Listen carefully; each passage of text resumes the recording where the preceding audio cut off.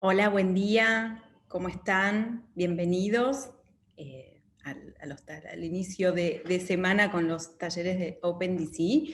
Yo soy Lorena Pérez, soy docente de la Universidad de Palermo, soy periodista y hoy yo voy a contar una experiencia personal desde la transformación digital que está... que está transformando, que ya comenzó a transformar el periodismo, y yo voy a contarlo desde la experiencia de Blog de Moda, que es una página de cultura moda que está online desde 2006. La intención de esta primera jornada es contar, bueno, en qué contexto comienza esta transformación digital en el periodismo de moda, cómo se fue dando ese contexto. Vamos a mirar modelos de medios, a ver de qué manera esta transformación se fue llevando a cabo, cómo fue evolucionando, de qué manera hoy el lector se convierte como en la figura fundamental del periodismo, que tiene un aporte como mucho más significativo incluso que los anunciantes, dado que el apoyo del lector es fundamental para que los medios puedan mantenerse, y cómo cambia también esta perspectiva periodística donde antes un medio era la voz autorizada, tenía esa facilidad para informar y decidir en qué momento se terminaba la noticia o comenzaba una noticia, y ahora todo eso queda relegado también, compartido junto con el lector, o sea, de qué manera uno puede presentar notas, de qué manera uno puede pensar contenidos. Entonces, en esta jornada vamos a hablar de eso y vamos a hacer una segunda jornada el jueves, también de 10 a 12 del mediodía, donde yo voy a contar, bueno, la experiencia de las coberturas en la Semana de la Moda, lo que son los viajes de investigaciones, cómo se pueden armar, de qué manera se puede mirar, cómo se puede acceder a los desfiles, cómo se acceden a las marcas, a los diseñadores. Bueno, yo lo voy a contar siempre desde la experiencia de estos 15 años, de cómo fui trabajando con mi página.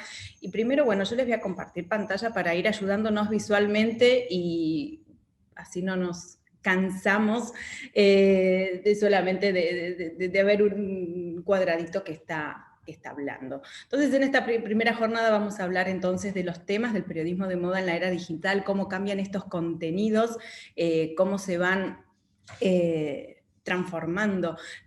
La transformación, la palabra transformar, el verbo transformar lo vamos a tener siempre presente, lo vamos a repetir y va a seguir durante mucho tiempo, porque donde es una industria donde durante mucho tiempo se mantienen las cosas como muy, muy estables, y de repente todo lo que es internet, todo lo que es digital, todo lo que está relacionado a la tecnología, va innovando y va cambiando todo el tiempo. A la medida que nosotros estamos hablando en este momento, hay nuevas cosas que se están pensando, que se están relaborando, nuevos dispositivos que nos van a ayudar a tener mayor conectividad y mayor forma de acceder a los contenidos. Nunca como en todo este momento, en todo este proceso de lo que tiene que ver, por lo menos en los últimos 20 años, nunca tuvimos tanto acceso a la información como en esta época, en la historia del mundo. O sea, nunca tuvimos tanto acceso a la información, a llegar a contenidos y a generar a la información como nos está pasando con este momento. En ese contexto, digamos, cuando yo comencé a trabajar a mediados de los 90 como periodista, se avisoraba un cambio con la tecnología, pero de ningún modo nadie podía suponer que iba a suceder que la tecnología terminara siendo como el punto de referencia de la vida doméstica, de la vida cotidiana, que sea parte de nuestra rutina, la tecnología. Iban apareciendo diferentes soportes que nos facilitaban el trabajo periodístico. Por ejemplo, la aparición del mail, por ejemplo, la aparición de una primera versión de los newsletters, que uno podía hacer como un perfil profesional, enviarlo, y si alguien tenía acceso a internet o tenía un correo podía recibir esa información. Todo dependía de en qué contexto el otro podía recibirte. No existían los teléfonos inteligentes todavía. Yo en ese contexto empecé a indagar en diferentes plataformas, que estaba Fotolog, estaba Flick, estaban los foros, bueno, comenzaban a estar los newsletters, empezó a haber toda esa una manera de encauzar la manera en que nosotros íbamos a estar compartiendo el trabajo que hasta ese momento era la radio, tenías que escuchar la radio para enterarte lo que estaba sucediendo en la radio, tenías que mirar televisión para enterarte qué pasaba en un programa, leías una nota en un diario, en una revista, y eso era como un lector más pasivo, ¿no? Donde un lector estaba acostumbrado a recibir esa información. Cuando yo comienzo con Blog de Moda en 2006, existían plataformas que eran muy estáticas, yo utilicé todas y después me fui quedando con la plataforma Blogger y WordPress, porque eran las más similares a tener una página. Todavía tener una página era como bastante rebuscado porque era difícil si no entendías de código, si no podías acceder a esa información, por ejemplo, de cómo tener que tocar las cosas para que te quede online una página, por ejemplo. Era muy difícil. Y empezaron a aparecer diferentes plataformas que empezaron a facilitar y empezaron a hacer que todos los usuarios pudieran tener una plataforma personal. Esto fue antes de las redes sociales. Entonces ahí empieza a generarse primero un boom con los que eran los blogs de tecnología, que empezaron en el año 99, y en 2005 empiezan a aparecer los primeros blogs de moda, que después, o sea, la tecnología tiene esto, ¿no? La rapidez, el aceleramiento que hace, la fluidez de contenidos que van sucediendo, que ya de ser una noticia, como un gran fenómeno por cómo se experimentaba la moda por primera vez, personas que no pertenecían al mundo de la moda podían hablar de moda y con sus opiniones modificaban totalmente la agenda de las marcas y la agenda de los medios especializados. Pero así de tan furor que sucedió con los blogs de moda, también esto sucede que en 2011 ya los blogs de moda dejan de tener relevancia, dejan de ser importantes porque estaban las redes sociales. O sea, un blog de moda significaba que es el equivalente también, ya en ese momento podemos hablar como un equivalente a una página web, porque ya no solamente existían personas que decían me gusta o no me gusta, sino que había personas que se profesionalizaban, que empezaban a especializarse en el tema, pero lo que tenían las redes sociales era que es un medio que en el momento vos podías escribir y compartir lo que estuvieras viviendo, ya no necesitabas ese proceso que sí era necesario para los blogs de moda, que de repente tenías que sentarte, pensar qué fotos, qué texto, cómo lo compartís. El boca a boca era como el algoritmo de ese momento, no existía, que bueno, que a mí me interesa un tema y me llega esa información. Vos tenías que salir a buscar la información y de repente esa información a vos te llegaba también por las recomendaciones que tenían otras personas con respecto a lo que a vos te interesaba. Y así se iba armando un boca a boca interesante para saber. Con las redes sociales empieza a ver como otra figura, ya no era la figura del bloguero ni la figura del estilista, del productor o de las editoras de moda, sino que empieza a aparecer como que todo el mundo empieza a querer ser influencer. Entonces empieza a diversificarse esta escena de cómo se cuenta la moda en la era digital. Eso es una de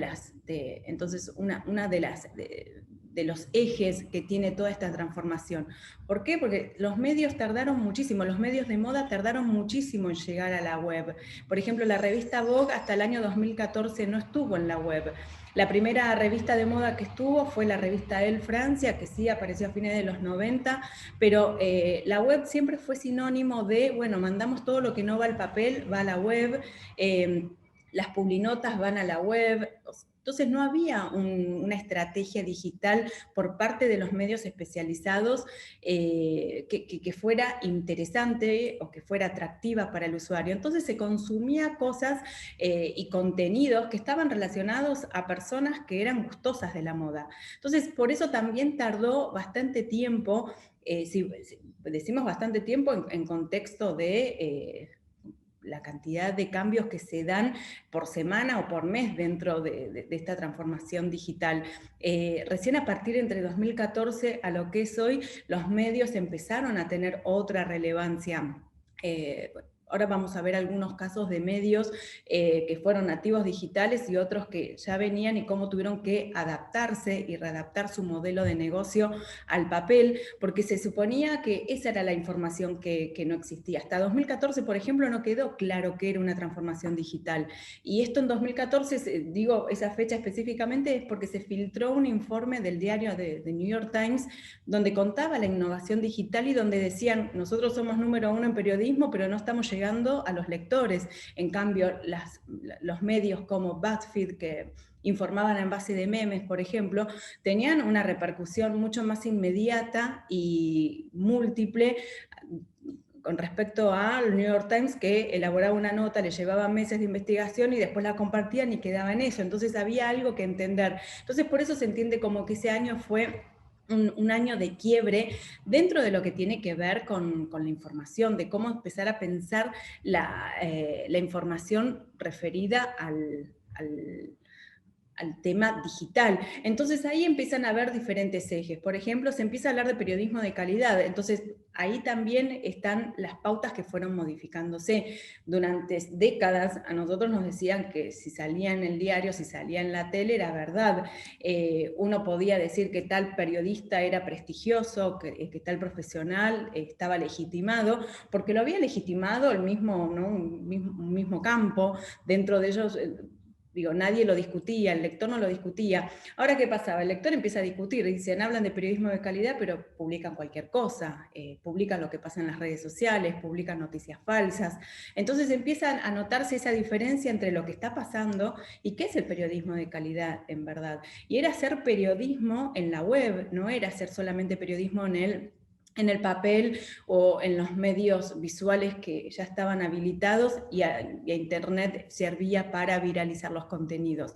Entonces eso fue al principio toda esa confusión de suponer que porque la gente cliquea en los memes o en los videos virales que se convierten en virales porque son simpáticos o porque enojan, se suponía que eso era lo que una persona quería consumir. No, eso es lo que llega más rápido, pero eso no es periodismo. Entonces empieza a haber diferentes maneras de pensar, entonces, ¿cómo hago para que mi medio sea relevante cuando hay millones de personas que están comentando lo mismo que yo? Y por otro lado, decenas de medios que se dedican a cubrir el mismo tema que yo. Entonces ahí empieza a haber esa idea de cómo ser imprescindible en una era donde nadie es imprescindible. Entonces es empezar a pensar cuál es la misión de mi medio, qué es lo que yo quiero reflejar, cómo lo voy a reflejar, cómo lo voy a compartir, cómo lo voy a tratar. Se empieza entonces a repensar estas formas y las metodologías que ya no tienen que ver con decir, bueno, hago mi portada, publico mi nota y ya está, listo, se terminó. A partir de ese momento empieza la historia de la nota. Primero tuviste toda una parte que el periodista lo hace como a solas, en compañía a veces de un editor, se publica la nota y a partir de ahí a ver cómo la audiencia, los lectores, recepciona entonces lo que vos estás contando, de que a ver qué posibilidades puede llegar a tener esa nota.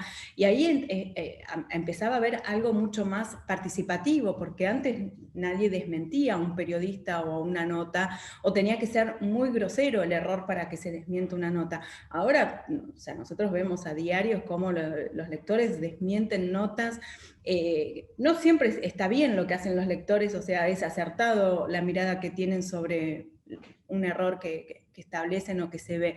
Muchas veces es, bueno, esto debería ser así, punto, que no tiene ninguna argumentación, no tiene ninguna investigación, pero es la opinión de un lector que, digo, se tiene que tomar porque es parte del lenguaje que tiene esta época. Pero por otro lado, digo, un periodista que publica cualquier cosa, realmente va a recibir ese cualquier cosa como respuesta, no está bien lo que estás haciendo. Entonces esa es la metodología que se empieza a modificar, que se empieza a cambiar, entonces se empieza a ver cómo se accede a esa audiencia que por un lado está totalmente informada, que tiene la información en sus manos, porque está todo el día con el celular y todo el tiempo se está nutriendo de cosas que están sucediendo en el minuto a minuto, que ya no existe el tiempo de espera, ¿no? Que antes uno agarraba el celular cuando estaba en la sala de espera del médico, estaba esperando el colectivo, cuando estaba esperando el subte. Ya no es eso, ya las personas van caminando mirando el celular, entonces digamos, esa información es permanente, es constante, y saber llegar a eso también, a entender, descifrar de qué manera uno puede sentirse interesante con esto, es la manera también en que uno va a aumentar la cantidad de lectores. Porque uno tiene que analizar entonces esos contenidos y ver qué estrategia puede trazar, porque no significa que un lector esté todo el día con el celular, yo le tengo que dar información 24 horas, sino de qué manera yo le voy a hacer llegar lo que yo quiero contar, que eso es, digamos, la manera en que uno tiene para ofrecer una nota, ofrecer una historia, donde también antes era el valor de la palabra para el periodismo, y hoy de repente estamos en una era que es de imágenes, ¿no? Una sociedad digitada por imágenes, entonces no es solamente el texto lo que legitima, también la imagen tiene que no solo acompañar, sino que es complementar, y muchas veces termina siendo más importante que el material, por justamente en palabras, porque justamente es el valor de reencontrarse con una imagen que pueda transmitir lo que yo quiero contar. Y por otro lado también, considerando esto de la cantidad de información que hay, quizás si yo puedo redefinir en una imagen de qué va mi nota, seguramente voy a lograr mayor repercusión en lo que yo necesito contar, en lo que yo quiero transmitir. Entonces acá, bueno, quiero contarles digamos, diferentes medios que por lo menos a mí me sirvieron muchísimo como referencia, tomar referencia de la importancia de la identidad digital, el perfil profesional definido, qué es lo que voy a hacer y cómo lo voy a hacer, y no subirse a todo lo que está sucediendo, porque todos los días hay algo distinto para participar dentro de lo que es el mundo de la moda.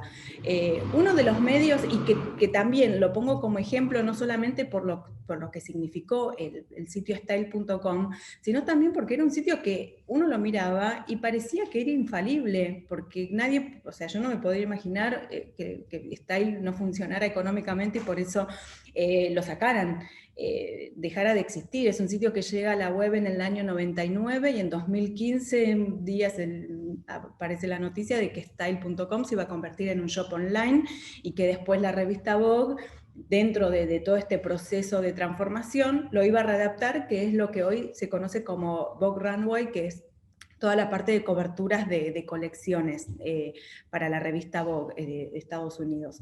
Style.com empezó a mostrar, a reflejar en el año 99, empieza a reflejar algo distinto. ¿Por qué? Pues la moda siempre pasó como puertas adentro, un desfile de pocas personas que eran el grupo de pertenencia de la moda, que después publicaban, y desde las imágenes del desfile elegido por una editora, por una productora, qué prendas vamos a mostrar, qué siluetas, qué paleta de color, decidían por el lector que dentro de los 80 looks que se mostraban, directamente ellos elegían 3 o 4 y se publicaba una nota de acuerdo a las tendencias, elegidos siempre por una revista, ¿no? Cada revista con su línea editorial. Style.com lo que hace es democratizar todo ese contenido, porque empezó a publicar no solo los 80 looks de cada desfile, sino que también publicaba la atmósfera del desfile, la belleza del desfile, quienes habían asistido a ese desfile. Entonces empieza a abrir la puerta de esto que estaba sucediendo a puertas cerradas. Empieza como a generar esa idea de un desfile no es solamente 4 looks, sino es todo esto. Empieza a mostrar, y todo desde la imagen visual. Ya en los 2000 empieza a contratar a las mejores plumas que tiene el periodismo de moda para que no solamente se muestren las imágenes, sino que se empiecen a pensar esas crónicas de una manera inteligente, que no era, bueno, en el desfile pasaron 10 vestidos, la paleta de color fue esta y esta era la silueta, sino que se empieza a reelaborar qué es lo que está diciendo esta colección, qué está marcando este cambio de siglo, de qué manera la moda se está repensando. Empieza a publicar eso, entonces empieza a marcar una agenda. Si lo hace Style.com, hace esto, los medios que existían en este momento tenían que tratar de acercarse a la propuesta editorial de Style.com. Por eso digo que cosas que parecen que son infalibles, como Style.com, terminan un día y se terminó, y el mundo de la moda siguió existiendo a pesar de Style.com. Pero bueno, como en todo contexto siempre sucede que mientras algo se habla mucho, siempre hay cosas que están en emergiendo, que se están reinstalando. Uno de esos casos era Business of Fashion, que es un medio que aparece en 2011, se da a conocer como blog, en 2011 se establece como página, y hoy es una de los medios más autorizados que tiene la moda, porque no solamente habla de la moda como una industria de ropa que vende ropa, sino que aborda absolutamente todos los perfiles de la moda. Es un sitio donde vos podés acceder, pero tenés que pagar los contenidos y tienen una membresía. 2 veces al año editan una revista en papel. Esa revista en papel se difunde y se comercializa desde la web y en muy pocos lugares alrededor del mundo, y agota. Hace conferencias donde intervienen todas las voces de la moda. La idea de empezar a repensar en comunidad a la moda, más allá que siempre son las personas que forman parte del mundo de la moda las que están accediendo a eso, pero lo ponen como en esta idea de accesibilidad, de decir, bueno, conectate, pagá tu entrada, pagá los contenidos que quieras leer.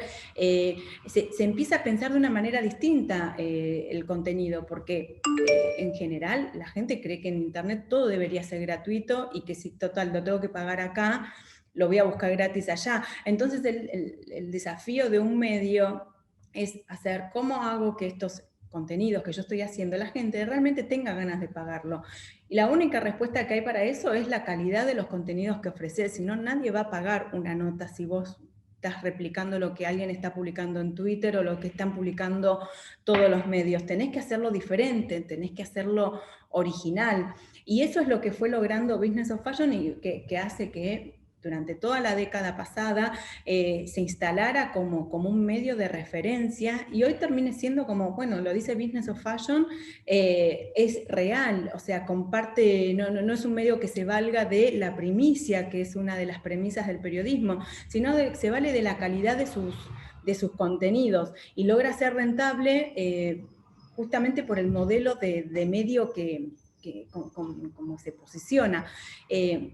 Otro de los primeros medios digitales que aparecen como nativo digital, Show Studio, que es un lugar, un sitio que si no lo conocen, cliquenlo, porque no es que es de los más replicados. Es tanta la información que tiene Show Studio que es como perderse ahí adentro. Está hecho por Nick Knight, que es un fotógrafo. Show Studio, además de ser no es una página exclusivamente periodística, sino que producen los desfiles. Por ejemplo, el primer desfile que se transmitió, que fue el de Alexander McQueen, el de Primavera-Verano 2010, que es el último desfile de él antes de morir. Ese desfile fue el primer show que se hace en streaming, por ejemplo, y eso lo produjo Show Studio. Pero Show Studio lo que hace es poner imágenes, todo el tiempo es videos de desfiles, un periodista hablando, como hoy hacen los youtubers, ellos lo hacían en el 2010. El desfile sucedía y arriba había un cronista contando qué era lo que estaba pasando en el desfile. Una nota periodística, por ejemplo, que son interesantísimas, es los mensajes de WhatsApp de audios que se manda al periodista con el diseñador, y ellos lo publican como una historia visual que se ve en YouTube.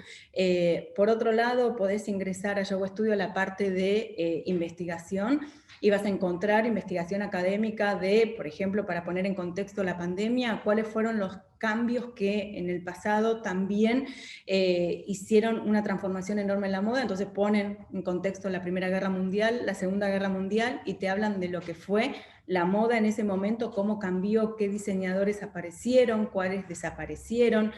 Es un medio que pone todo en contexto desde la parte visual. Van a encontrar muchas crónicas, pero su fuerte es toda la parte visual. Eso también marca que el periodista, a partir de esto, periodistas, hablo de realizadores audiovisuales también, no solamente es, bueno, voy hago un video de un desfile o voy, miro un desfile y escribo, sino que empezaban a tener otras capacitaciones, van a ser necesarias para hacer periodismo en la era digital, porque no es sencillo llegar a producir un video y editarlo de la manera en que ellos lo producen y que en 1 minuto o en 3 minutos te quede algo que a vos te llevó horas, y tiene que ser rentable, porque justamente todo ese tiempo y todas las personas que vos necesitas como recurso para hacer una crónica visual de esta manera, tiene que ser rentable económicamente. Entonces ahí es cuando entonces todo empieza a pensarse de qué manera lo vamos a hacer, cómo lo vamos a hacer.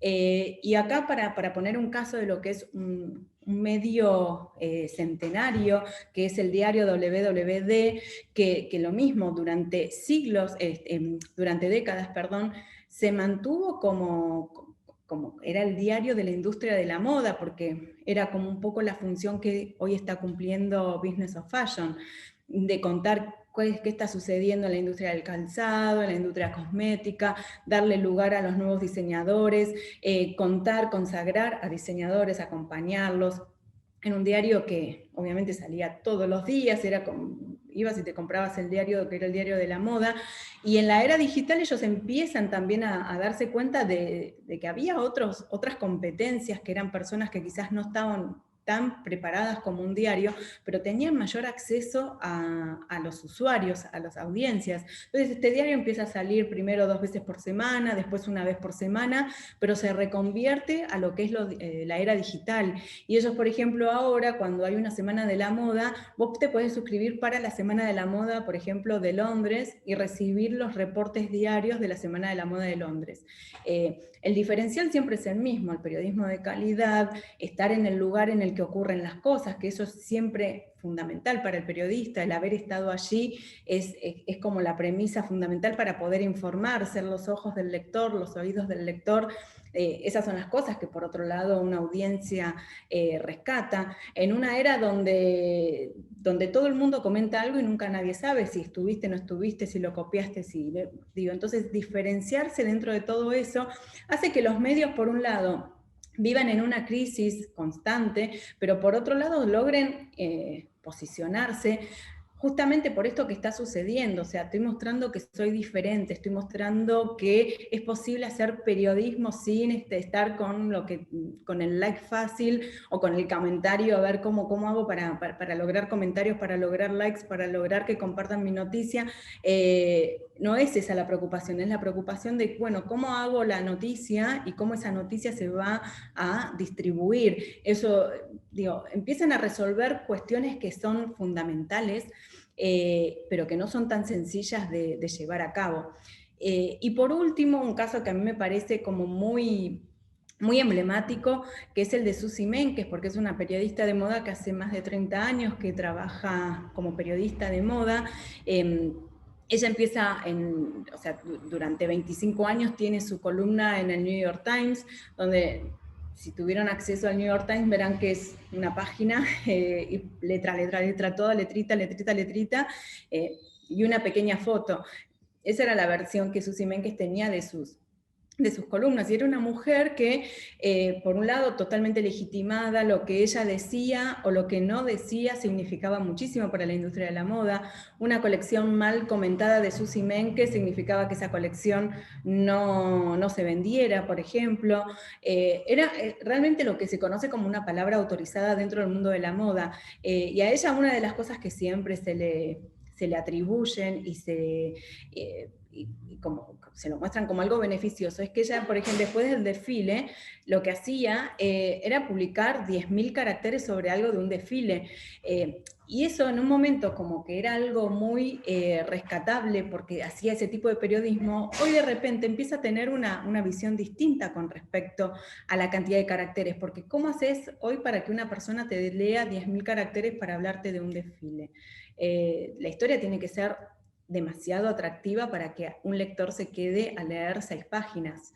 Entonces ahora, bueno, a ver, ¿cómo se reelabora esto? Y entonces empezar a pensar que esos 10.000 caracteres tienen que ser 1.000 caracteres, pero tienen que ser tan buenos como esos 10.000. Entonces, escribir menos y mejor, o sea, más impactante, tener otros lenguajes, acompañarse de otras imágenes que antes no eran tan necesarias, por ejemplo, en el caso del diario, que una revista sí necesita más imágenes, es visual la moda, necesita de esas historias.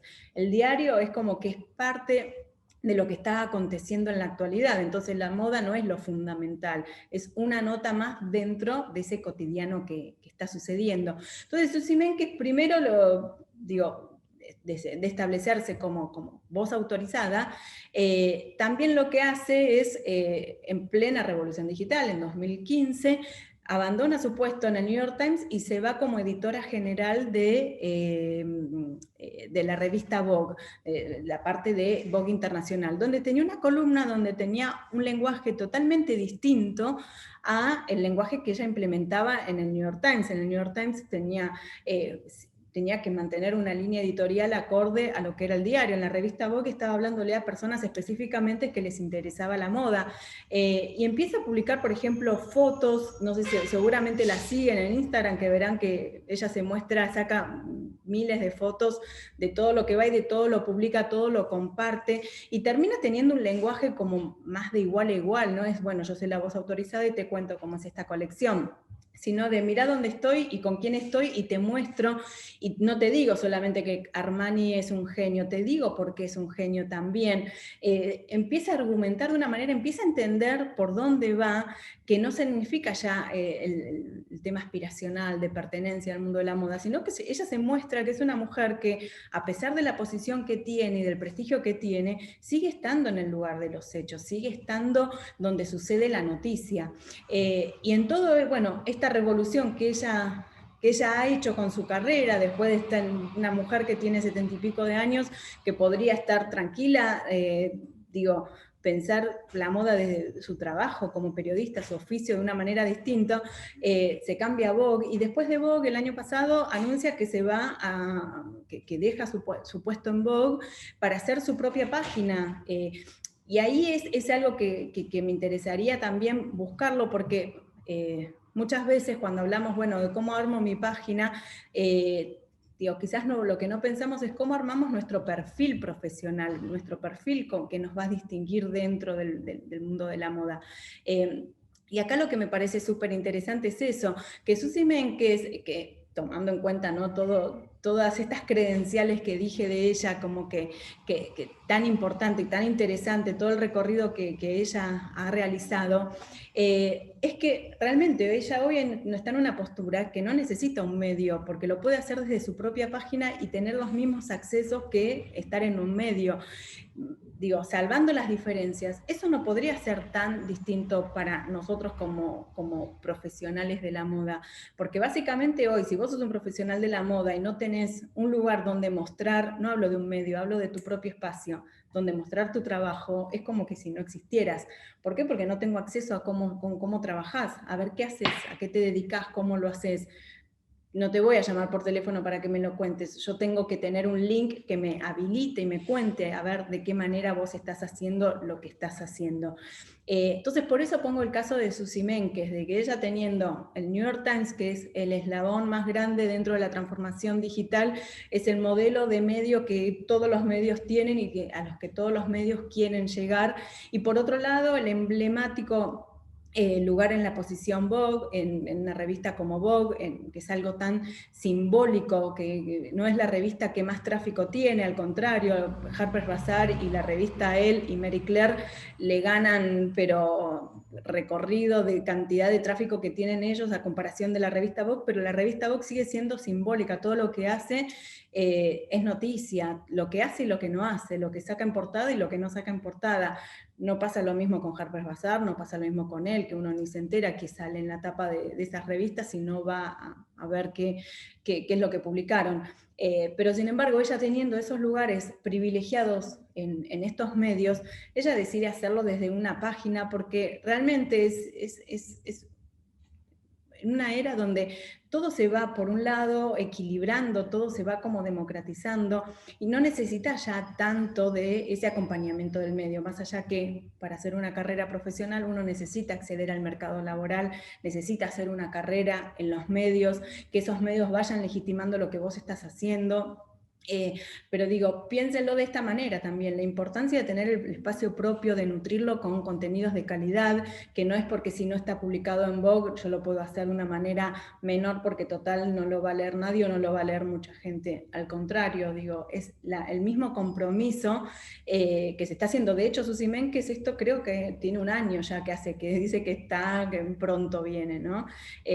No es que bueno, saca un sitio y listo, es un sitio que evidentemente está pensado, porque cuando ella renunciaba a la revista Vogue en octubre del año pasado, después de las colecciones de primavera-verano, y ahí iba a lanzar su sitio. Y evidentemente eso, no, digo, los tiempos pasaron, dan cuenta de otra cosa. Entonces, fíjense que todo también se puede armar una estrategia, se puede pensar de qué manera me voy a presentar en los medios, tomando en cuenta estas premisas de calidad, estas premisas de cómo voy a contar lo que quiero contar, para quién quiero llegar, a quién quiero llegar. En Internet está todo el mundo, entonces uno tiene quizás la visión de decir, bueno, voy a llegar a todos. O sea, es como una marca de ropa, ¿no? Uno tiene que pensar a quién quiero vestir, para qué ocasiones, en qué calidad las quiero vestir, en qué precios. Uno tiene que pensar todo eso. Es lo mismo con referido a la propuesta personal y profesional con la que uno se va a mostrar. Entonces, esto es una de cosas que a mí me parece como interesante ver dentro de estos cambios que hubo en una era que primero era digital, porque todo pasaba por la virtualidad, y móvil, porque hoy todo el mundo se maneja con el celular. Celular en algún momento tuvo la función de hablar por teléfono, hoy nadie habla por teléfono. Hablamos por audios, hablamos con imágenes, hablamos con memes, o sea, nos comunicamos, y mucho más seguido con personas que quizás antes no veíamos nunca, no teníamos nunca un contacto porque tenías que llamarlo, y ahora de repente con mandarle un mensaje por alguna de las redes sociales, por alguna de estas aplicaciones, ya estás en contacto. Entonces es imposible que el periodismo no sea impactado por esos cambios en el consumo de la información y en el acceso a la información.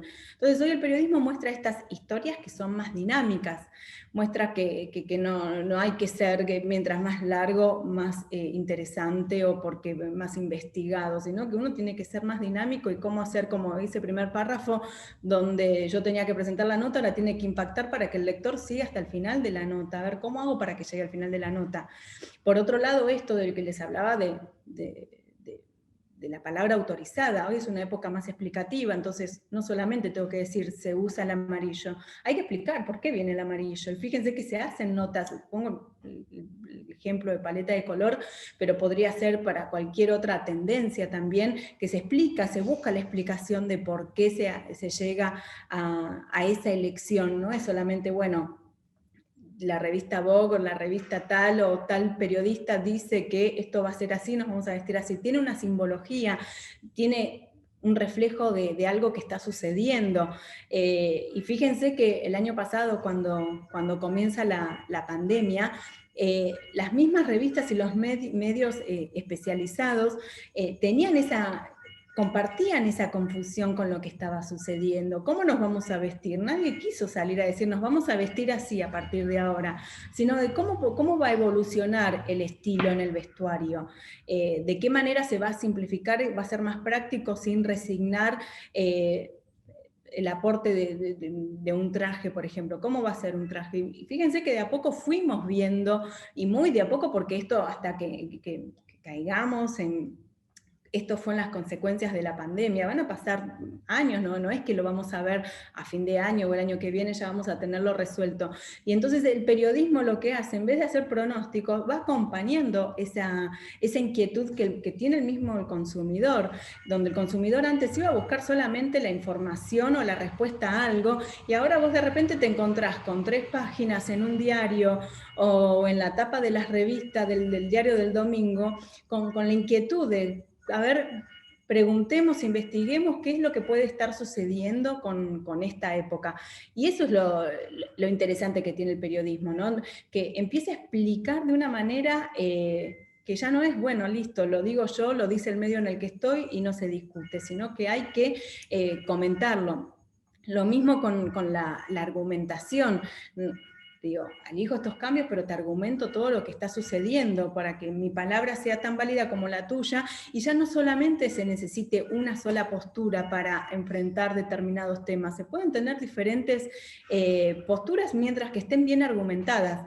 Y por último, el tema de adaptarse a los cambios, ¿no? Saber adaptarse a los cambios. El periodismo de moda habla a nivel mundial, pero también un foco muy grande en lo que pasaba en Argentina, que durante años estuvieron diciendo que el papel no se iba a reemplazar jamás y que el papel esto, y que un poco la culpa era del lector si no quería el papel, no entender el cambio que estaba transitando la sociedad. No sirvió de nada, fue tiempo perdido de no saberse adaptar a los cambios, de no entender la importancia que tenía estar en la web, tener presencia digital o no tener una estrategia digital, y ni hablar que hay medios que siguen sin tener su redacción digital, porque suponen que la nota que fue al papel la siguen pasando a la web, total, un mes o 2 meses después de haber salido en papel, para que el lector que compró la revista o que compró el diario no sienta que pagó por un contenido que después iba a salir gratis. O sea, tardan un poco más, pero termina saliendo el mismo material. Eso tiene que ver, bueno, con falta de estrategia, pero también con falta de recursos económicos para establecer una redacción digital, que, bueno, es parte de la crisis que vive el periodismo en sí a nivel mundial, ¿no? Y acá, bueno, yo les quiero comentar algunas cosas que a mí me fueron importantes y me fueron fundamentales para entender Blog de Moda, porque en Blog de Moda o sea, fuimos pasando por diferentes etapas, desde la era en donde no había nadie, porque cuando yo empecé en 2006 yo no sabía ni siquiera lo que era un blog de moda. Yo usaba la plataforma, no usaba el concepto de blog, lo mismo que pasaba con Flick, yo no era fotógrafa, pero usaba Flick igual. Entonces yo iba mirando a ver qué era lo que estaba pasando, y a mí por eso puse ese foco en los medios, en algunos modelos de medios, porque uno iba aprendiendo de acuerdo a lo que estaba sucediendo. Por otro lado, empezaron a haber diferentes camadas, pues después aparece la camada de los blogs de moda, después la camada de los influencers, hasta que el periodismo decide hacerse cargo un poco de sí mismo y decir, bueno, es importantísimo que nosotros defendamos nuestro trabajo y no que estemos hablando de cómo informan los demás. Eso fue, digamos, fueron todos cambios que se fueron dando en el tiempo, que en mi caso son 15 años de ver ese reflejo. Para mí siempre fue fundamental en la página, ¿no? Pensar primero, bueno, cuando era un blog, y después cuando yo dije, bueno, ¿hasta dónde va a llegar el formato de blog? Porque yo lo tenía como un sinónimo de algo más amateur, de algo que una persona tenía para expresar sus opiniones, y yo no me estaba posicionando en eso porque yo nunca aparecía. De hecho, yo sigo sin aparecer, mi imagen sigue sin aparecer en blog de moda, incluso en las redes sociales. Para mí lo importante es el contenido. O sea, yo estoy como periodista, estoy como acostumbrada a estar del otro lado de la cámara, o de ser la persona al costado de la foto, porque siempre el protagonista es el protagonista de la nota, la noticia que yo quiero contar o la historia que yo quiero reflejar. Entonces, mi intención siempre fue a ver de qué manera yo puedo hacer periodismo apostando a la calidad y sin tener que hacer un meme para explicar mi nota, por ejemplo. Que hay medios que lo hacen súper bien, pero a mí eso no me gusta, o sea, no lo veo como un reflejo, como un sinónimo de mi trabajo. Entonces digo, bueno, siempre la apuesta al .com, apuesta a la página, que se entienda que es un material y que está investigado, que lo hice yo, que lo redacté yo, que lo investigué, que fui, hablé, me senté, escribí, y esto es lo que yo te comparto de esa historia que escuché. Y las redes sociales, de qué manera a mí me pueden ayudar a contar esta historia que yo estoy haciendo. O sea, no, incluso si ustedes miran blogdemoda.com, van a ver que no es lo mismo que está publicado en las redes sociales, porque no busco que sea de hacer una red de difusión de la misma noticia, sino de, a ver, todo lo que a mí me interesa como profesional, y todo lo que me interesa editando blog de moda, de qué manera lo puedo reflejar, en qué ciudad estoy, qué pasa en mi ciudad, cómo lo puedo mostrar, y no solamente con la moda, sino con algo más cotidiano, quizás. Lo voy acompañando también, obviamente, sobre todo en algunas redes sociales, en el trabajo que hago en otros medios, de qué manera lo presento, cómo también, al fin y al cabo, digo, esa mentalidad de las notas, esa idea que yo tengo de notas, de cómo ver el periodismo, terminan impresas en otros medios, sin que sea blog de moda en otros medios, sino que, bueno, soy yo la que piensa esas notas, pero son las inquietudes que yo voy teniendo, y eso me fue pasando en medios como, por ejemplo, La Nación, donde de repente no me vienen a consultar si quiero hacer tal o cual nota, sino que tengo que llevar yo las ideas de notas que tengo que me gustaría desarrollar. Y esas ideas de notas justamente tienen que ver a ver, cómo puedo plasmar lo que para mí es moda en este momento y que sea interesante para un público que es mucho más amplio que el de una página web dedicada a la moda.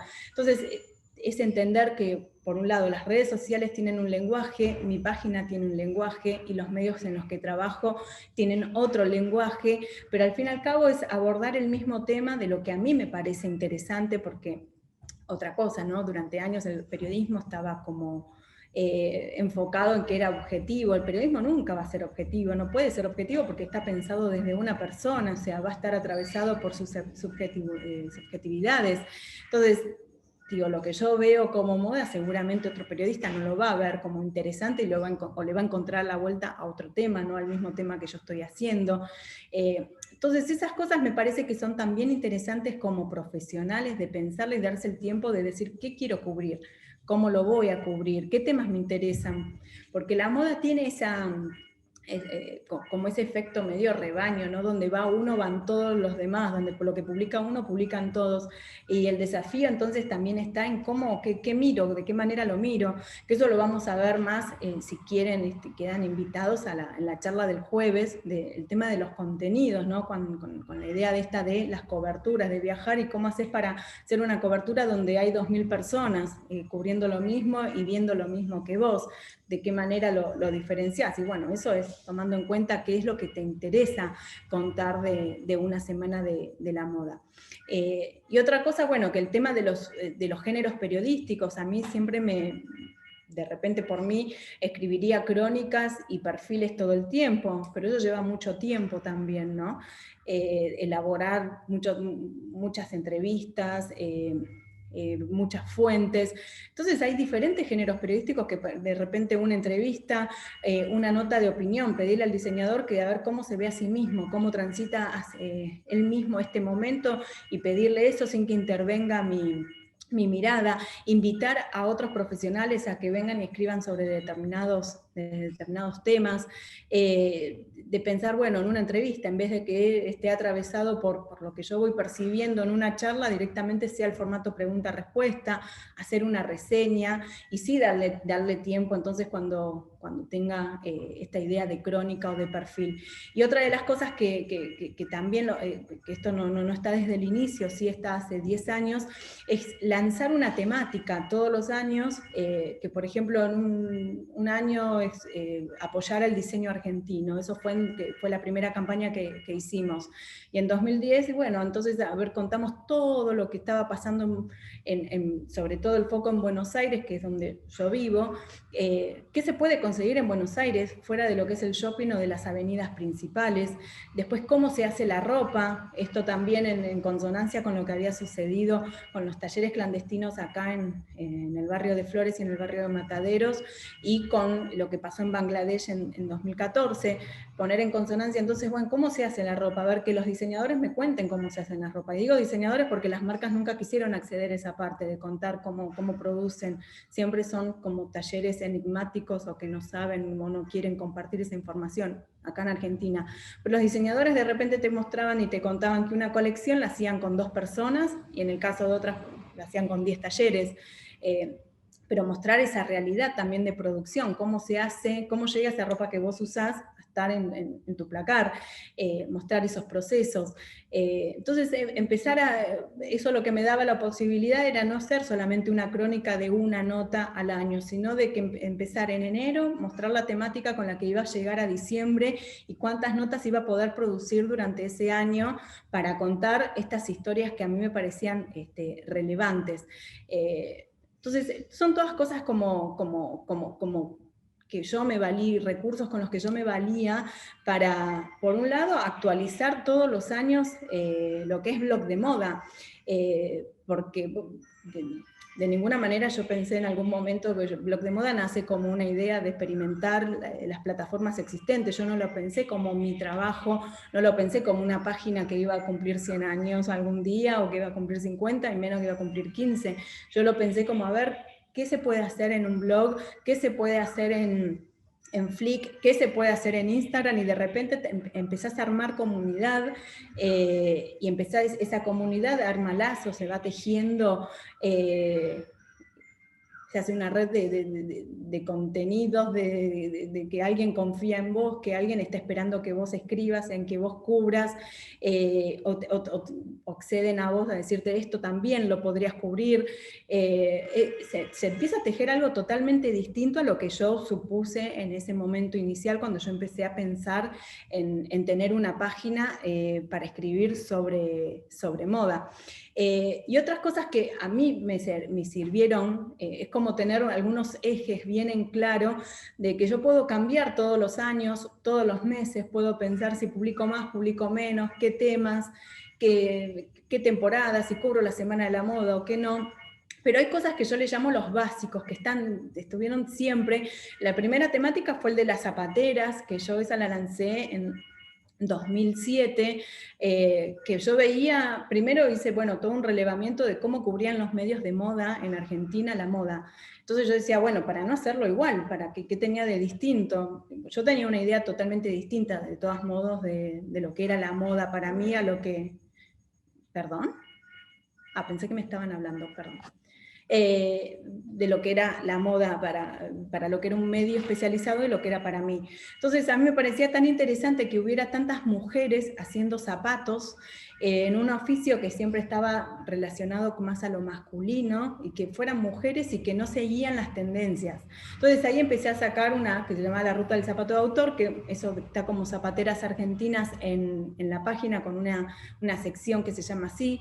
Después empecé a separar a los diseñadores en camadas, o sea, podía publicar a Pablo Ramírez, pero tomar el contexto que surge desde el diseño de autor, de las primeras camadas de la Universidad de Buenos Aires, pero que también en 2010 hubo una camada de diseñadores nuevos, entonces ponerlos en diferencia a todos los diseñadores que surgen ahora, que básicamente parten con un modelo de negocio relacionado a la sustentabilidad, que es muy diferente a hacer una reseña de un diseñador de hace 20 años, de hace 30 o de hace 50, porque cada cual va surgiendo de acuerdo a su época. Entonces puedo hablar de Gino Bogani y puedo hablar de Romina Cardillo, pero tomando en cuenta que los dos son importantes y por qué son importantes, y en representación de qué época va cada uno en relación a lo que yo estoy contando. Después otra cosa, que la moda siempre, eso pasa en el mundo, ¿no? Que generalmente la industria se mueve por las mujeres, porque son las que más consumimos en la industria, pero por otro lado está dirigida por hombres siempre. Incluso los mejores zapatos, si pensamos, es Manolo Blahnik, o sea, los zapatos de ensueño que uno cree son los de Manolo Blahnik o los de Christian Louboutin, por ejemplo. Y lo pensamos, son hombres pensando en cómo calzar a las mujeres. Los diseñadores faro, guía de todas las décadas, siempre vamos a encontrar 1 o 2 mujeres, pero 5 o 10 son hombres, ¿no? O sea, Christian Dior no hay con quién sacarlo. Hubert de Givenchy, Balenciaga, que no dejan de ser maravillosos, personas que han no solamente entendido el espíritu de la década, pero digo, son hombres, pensemos en eso, pensemos en la década del 20, la cantidad de mujeres diseñadoras que hubo, y que es una época que se la reseña por otro lado, no por las mujeres que estaban al frente de la moda. Entonces yo ahí digo, bueno, empecé a pensar eso, digo, ¿cuáles son las mujeres que diseñan para mujeres? ¿Cuáles son las mujeres que visten a la consumidora? Entonces lo lanzo también como una sección. Y después una parte que esto sí nace en las redes sociales, en Instagram, que yo pongo lo que son las lecturas, blog de moda, para entender que para entender de moda no solamente uno lee libros de moda, sino que hay que leer de todo. Uno puede leer poesía, puede leer novela, puede leer una autobiografía, y que todo ese contexto hace que uno va también entendiendo a la moda, porque la moda es una disciplina que se relaciona con todas las artes y que se relaciona con la vida constantemente. Y por último, que eso era algo como muy, muy interesante para mí, que a mí me encanta saber quién está detrás de la nota que se presenta, me encanta saber eso, entonces yo lanzo las editoras de moda para ver primero cómo se visten, porque me encanta ver cómo se visten las editoras de moda, dónde estudiaron, cómo se formaron, cuál es su experiencia profesional. Entonces, dentro de la nota que yo siempre hago del perfil de ellas, de ver quiénes son las editoras de moda de las revistas, de los diarios, o de medios independientes, yo busco toda esa información, ver cómo se visten, con qué diseñadores se sienten o con qué marcas se sienten más cercanas, cómo reseñan, cómo hacen su trabajo. A muchas de ellas las tuve la posibilidad de conocerlas, de verlas en acción en la Semana de la Moda, de ver cómo se manejan, ¿no? Para dónde van, qué eligen y qué no eligen. Es muy distinto ver cómo cubre una revista, cómo cubre un diario en una Semana de la Moda, por ejemplo. Entonces digo, bueno, yo lo voy a hacer en una sección porque evidentemente si a mí me interesa, le puede interesar a otras personas, y sobre todo ver el tema de la formación, qué estudiaron, cómo comenzaron a trabajar en moda, cómo se relacionaron a los medios en los que hoy están establecidas. Todo eso, bueno, como que forma parte de, digamos, de un básico, que yo le llamo así como los básicos, como decir, los que nunca fallan y nunca faltan en Blog de Moda, porque todos los años yo voy haciendo notas que estén reflejando este momento. Así que bueno, para finalizar acá les dejo bueno, mi página y sus redes sociales, y bueno, voy a ir al chat a ver si tienen preguntas, si tienen algo para compartir de acuerdo a esto que estuvimos hablando. A ver, acá tenemos el chat.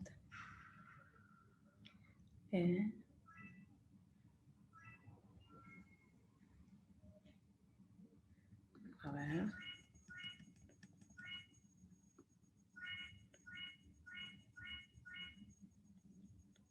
Ya estamos listos para comenzar.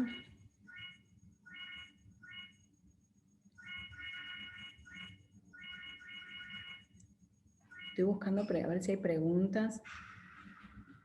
Acá pregunta Florencia, ¿quiénes escriben en Blog de Moda? Bueno, a ver, bueno, yo soy la que escribe, digamos, todas las semanas, y después tenemos, a ver, yo les voy a ir compartiendo acá, para ir mostrándoles y que sea más dinámico también. Hay una sección que se llama Editor Invitado, y por ejemplo, en este momento, Ana Belén Arrastría, ella es profesora de historia, y ella, por ejemplo, hace notas relacionadas a historia de la moda. Hizo notas, por ejemplo, del punk en Londres, esta es del punk en Nueva York.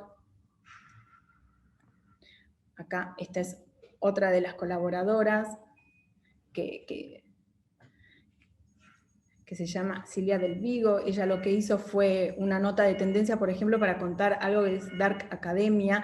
Por ejemplo, no tenía idea lo que era Dark Academia hasta que ella me lo propuso. No tenía, la verdad no sabía que existía algo así, que era, miré, hay una etiqueta en Instagram, y es toda una comunidad súper interesante de personas que comparten esa misma mirada. Acá les quiero mostrar también a David Jiménez, que también es parte de la Universidad de Palermo. Él hace notas que tienen que ver con colecciones, con desfiles, investigaciones. Bueno, en pandemia ha hecho sobre los barbijos, de cómo se hacían, desde la moldería hasta la parte de salud. Bueno, ellos son los tres que están participando activamente en este momento en Blog de Moda. Pero bueno, acá sí, en la etiqueta de editor invitado pueden ver todo el historial, porque hace más de 10 años que participan diferentes personas en esta visión de compartir ideas, que a mí me parece también súper interesante pensarlo desde la mirada de otra persona, ¿no? Que uno diga, bueno, por ejemplo, para volver a un tema de Dark Academia, que yo no tenía idea, ni siquiera no tenía curiosidad porque no lo conocía el tema, es una de las notas más leídas del año pasado, está en el puesto número 2 de notas más leídas, o sea, evidentemente era toda una comunidad que yo me estaba perdiendo de dar a conocer o informar sobre algo, pero yo no tenía idea, y sin embargo terminó siendo de las notas más leídas. Acá Evangelina pregunta, ¿cuáles son los libros que recomendás relacionados con la moda? ¿Cuáles son tus preferidos y los que deberían leer sí o sí? A mí lo que me gusta mucho de libros de moda tiene que ver con las autobiografías o las biografías de diseñadores, como para entender en el contexto en el que ellos surgen. Hay la autobiografía de Christian Dior, que se llama Christian Dior and I, y que acá se consigue online muy fácilmente. Esa, por ejemplo, me parece súper interesante para ver el contexto en el que aparece la casa Dior, y que es o sea, sirve para el que le gusta la historia de la moda, sirve para el que le gusta la moda en sí, y sirve para el que le interesa el marketing de moda, porque cuenta toda la estrategia comercial que hizo para lanzar su mesón. Después están, digo, dentro de lo que son los más personales, no sé, digo, el libro de que lanzó la Maison Margiela para contar los 10 años de Martín Margiela al frente de su casa de moda, me parece súper interesante.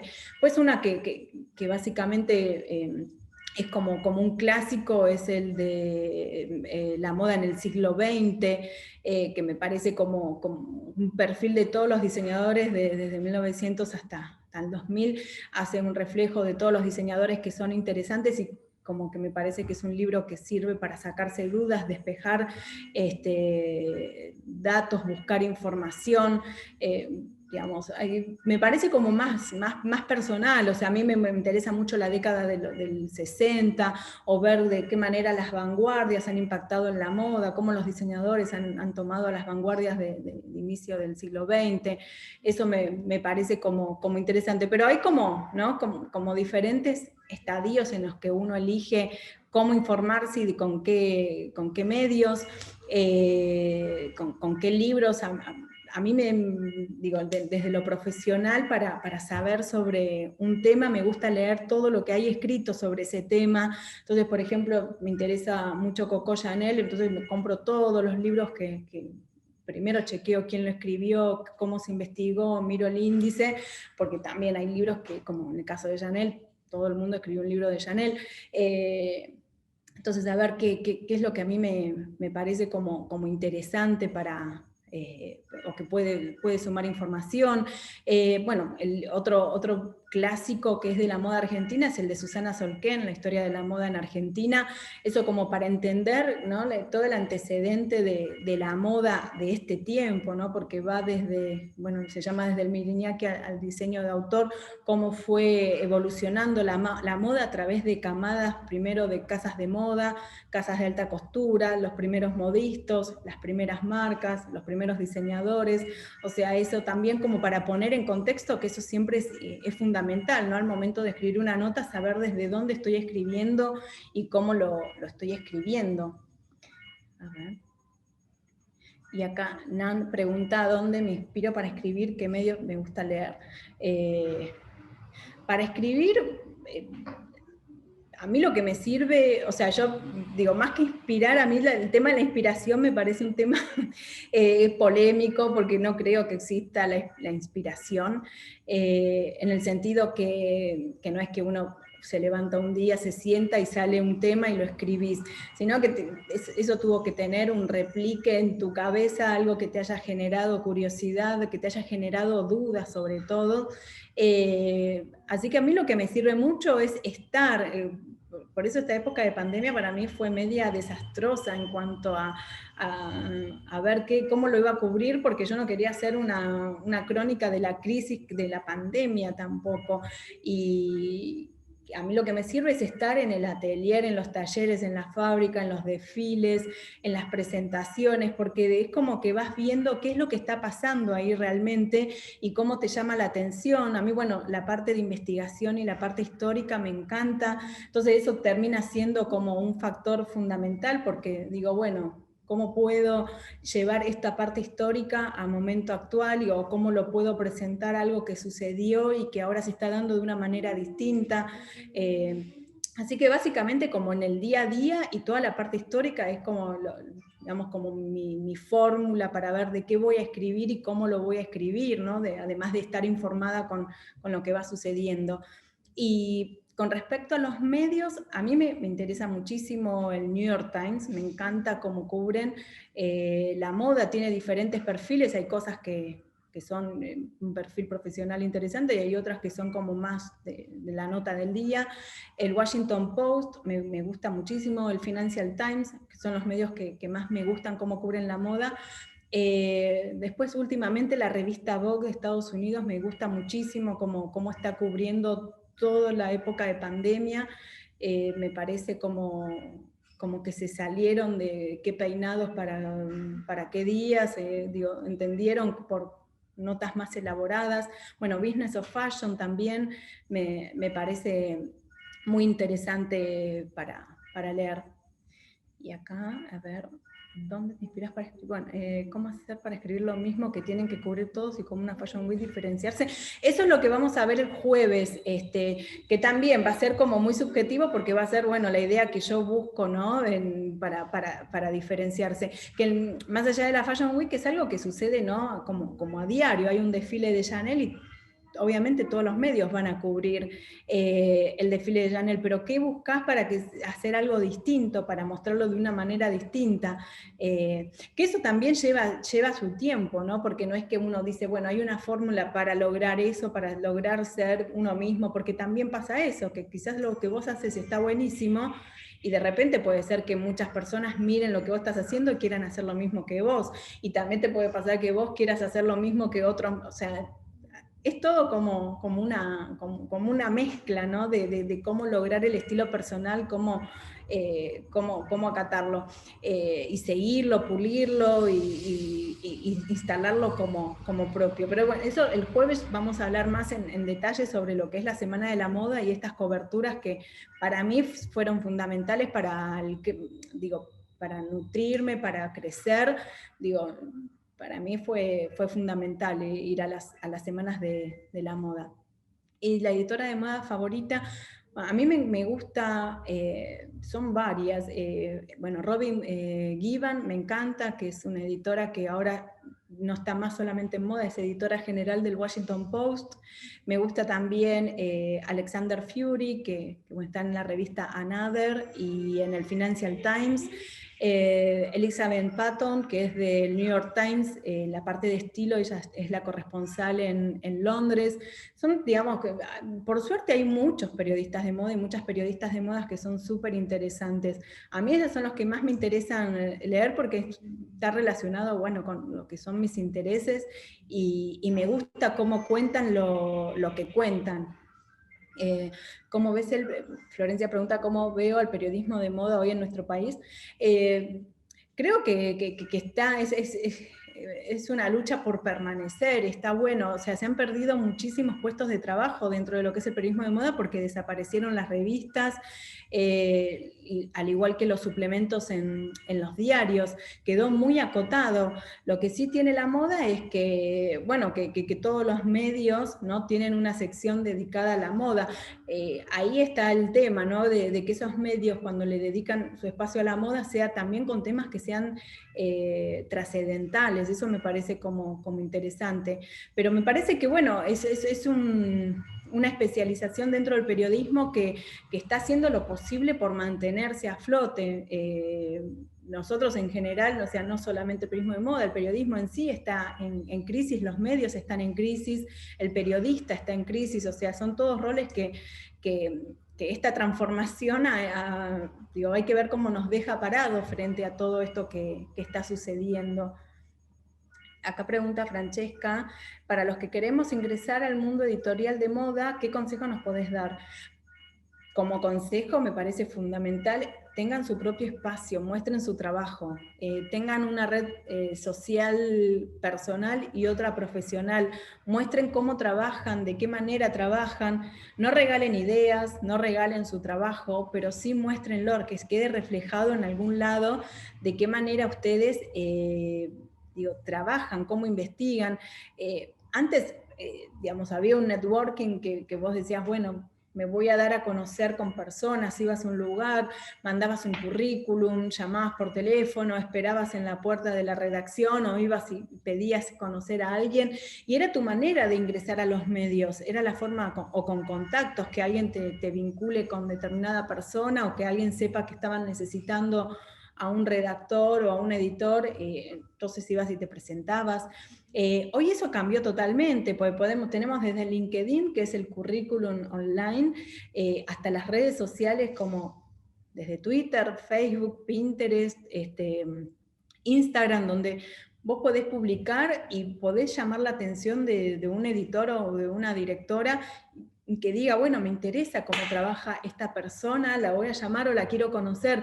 A mí, dentro de lo que es mi trabajo en moda, digamos, fue la constante, fue a través de mi trabajo en blog de moda, cosa que no me pasó antes. Yo antes no trabajaba en moda, trabajaba digamos, estaba relacionado a otras disciplinas artísticas, y yo, por ejemplo, para hablar de teatro tenía que ir y contarle por qué me gustaba el teatro, qué tipo de teatro yo cubría y podía hacer un diferencial en tal programa de radio o en tal revista, o iba a un recital, entonces yo decía, fui a ver a tal banda, puedo escribir sobre esto, o puedo comentar sobre el otro. Ahora de repente sucede que vos tenés publicado determinado material en tus redes sociales o determinado perfil de notas que publicás en tu página, el editor o la directora se da cuenta de cuál es tu perfil y se interesa por ese perfil que vos tenés. Así que por eso me parece tan fundamental tener un espacio profesional que hable, que dé cuenta de lo que uno está haciendo, que no hace falta que, o sea, para ingresar a los medios, primero, obviamente, vas a necesitar de una educación acorde que esos conocimientos te habiliten, te fortalezcan dentro de lo que vos tenés que hacer, pero por otro lado también, digo, es la parte de cómo lo das a conocer lo que estás haciendo.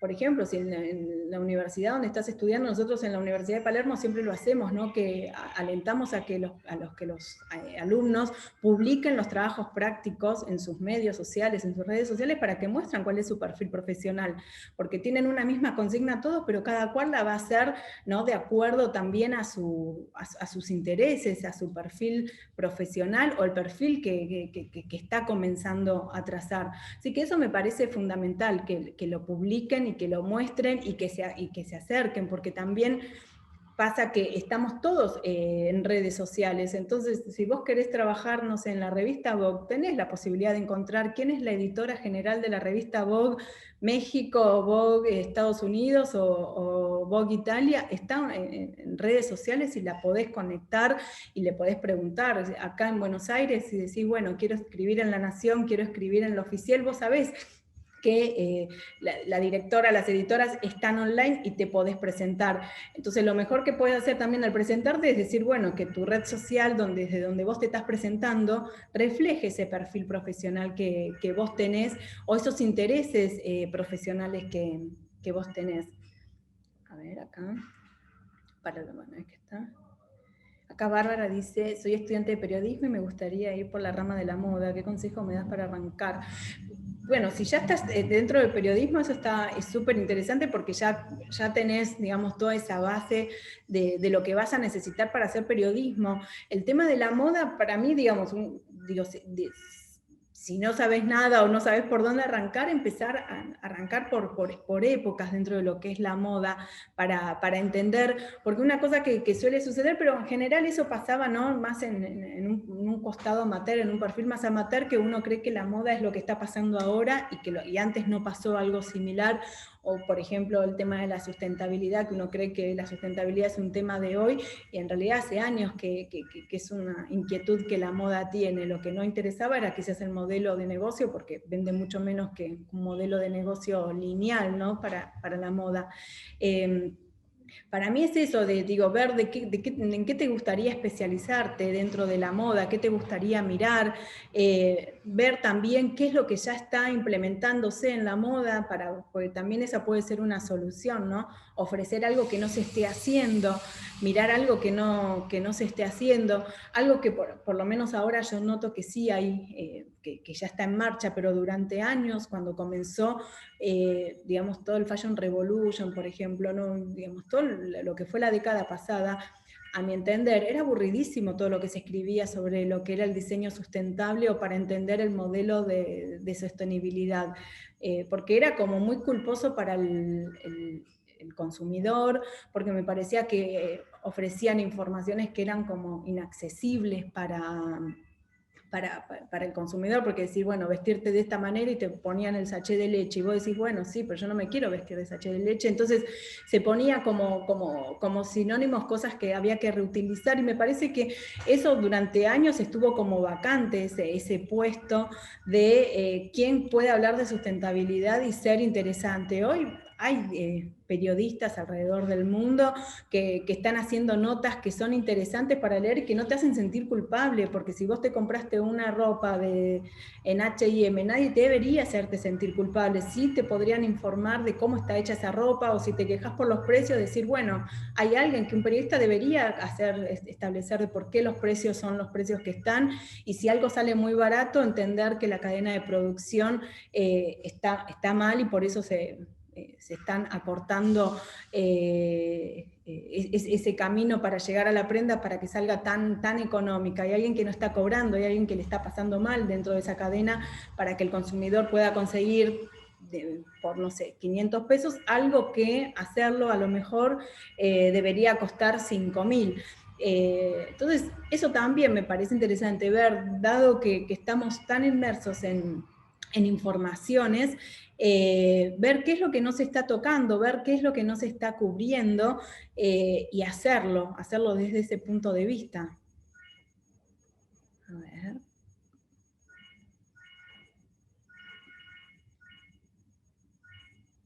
Estoy buscando más preguntas.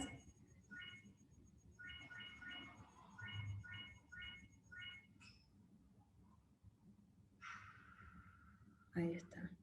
A ver, ¿alguien tiene más preguntas? Creo que las contesté todas, las que están en el chat.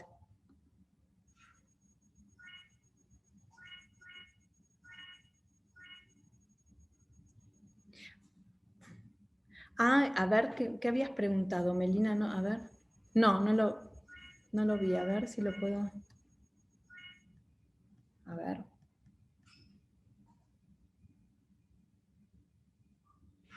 Ah, ¿vos preguntás por lo de producción de moda? Sí, en realidad, ok. Producción de moda vas a ver más temas relacionados a lo que es la parte visual de la moda, más allá que tenés todo un contexto, ¿no? Un marco teórico que va acompañando, son de diferentes materias. O sea, yo básicamente di la parte de marketing, cuando di producción de moda 3, estaba relacionado a lo que era el marketing de la moda y el marketing digital. También cuando di comunicación de moda estaba relacionado a lo que era el periodismo y también la parte digital, pero no específicamente vas a ver lo que yo les estoy contando. Yo hoy lo que hice fue como un recorte de lo que fue mi experiencia profesional en la transformación del periodismo, digamos, tradicional a la parte gráfica. Si se quiere, es como un recorte, como son pequeñas cosas que sí vas a ver en la carrera, pero no desarrolladas de las maneras que yo lo hice, pues yo específicamente lo expuse dentro del contexto de mi página. A ver.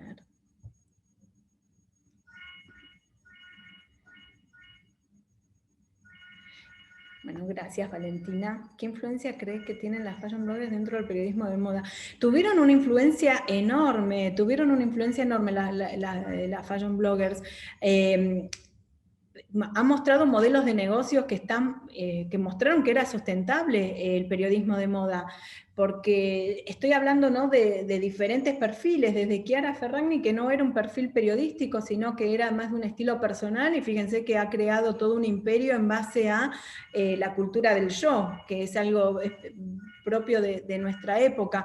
Después, de Man Repeller, con Leandra Medine, me parece como súper interesante la propuesta editorial que cuando abrió su blog de estilo personal, lo abrió a redacción. Me parece que fue súper interesante dentro de lo que hizo, y me parece que eso influyó también en que aparecieran otros medios independientes que no solamente querían hacer lo que hacían las revistas tradicionales, sino que querían experimentar y presentar una propuesta desde una mirada personal, pero hacerlo de manera profesional. Después, bueno, de Sartorialis, a mí me parece, bueno, es fotógrafo, pero a mí me parece súper interesante la mirada que él ha tenido sobre, por lo menos en los últimos, creo que él es de 2004, así que de los últimos 16, 17 años que él ha tenido sobre la moda ha influido totalmente en la manera en que se hizo la fotografía de moda, digamos, para el cotidiano, más allá que después, obviamente, los fotógrafos de moda, dentro de lo que son las campañas, cada cual tiene un estilo, pero digo, en la manera en que la fotografía llegaba a los medios de comunicación masiva, me parece que eso, lo mismo Tommy Tom, o sea, creó una forma de mostrar en detalle cosas que antes se mostraban desde lo general, iban a lo particular, y él siempre apostó a lo particular. Susie Babel también a mí me parece súper interesante, que ella sigue manteniendo incluso un blog, tiene su página de Instagram, tiene un podcast, pero sigue manteniendo el blog que es de 2005, el de ella, y a mí me parece muy interesante porque ella siempre se mantuvo dentro de lo que es el talento emergente y cómo las marcas consolidadas se han querido aliar con ella justamente por lo que representa su imagen, ¿no? Y es periodista, y ella lanza su blog en 2005 porque la rebotaban de todas las revistas de moda, no conseguía trabajo, entonces ella por eso lanza su blog. Así que a mí me parece que la influencia de ellos fue genial, a mí me parece que, y muy visible. En el cuaderno 100 de la Universidad de Palermo, si lo quieren buscar o si después me quieren escribir, yo publiqué una investigación sobre el inicio de los blogs de moda y cómo ayudaron a la transformación del periodismo de moda. A mí me parece fundamental y me parece como muy notable porque la manera en que se cubría la moda terminó siendo una copia de cómo lo cubrían los blogueros.